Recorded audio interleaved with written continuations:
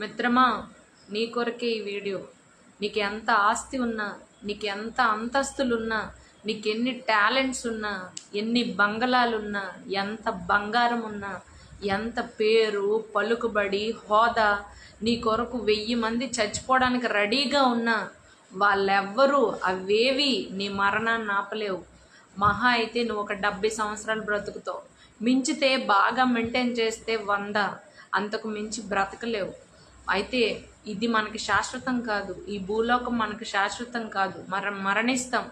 మరణించిన తర్వాత అసలు ఏం జరుగుతుంది అనే విషయం నువ్వు తెలుసుకోకపోతే నీ బ్రతుకుకి అర్థం ఉండదు.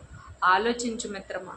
ఎంత డబ్బున్నా ఒక మరణాన్ని ఆపగలవా? ఎంత పలుకుబడి ఉన్నా ఒక మరణాన్ని ఆపగలదా? కాబట్టి నిజమేదో, మేలు కలుగు మార్గమేదో తెలుసుకొని అందులో ప్రవేశించు. కొంతమంది మరణించిన వాళ్ళ కుటుంబాలకి వాళ్ళకి భయం లేదు. ఎందుకంటే నేను దేవుడితో పాటు తిరిగి లేస్తాను అనే ధైర్యం వాళ్ళకు ఉంది. ఆ ధైర్యం నీకు ఉందా? ఉంటే నిన్ను బట్టి దేవుణ్ణి స్తుతిస్తున్నాను. లేదా పాపంలోనే మునిగిపోయి డబ్బు కొరకే నీ జీవితంలో ముందుకు పరిగెడుతున్నావా? మేలుకో. ఎవరం ఎప్పుడు పోతామో ఎవరికి తెలియదు మిత్రమా. నీ మిగిలిన శాశ్వత జీవితమైన దేవుని కొరకు బ్రతుకు.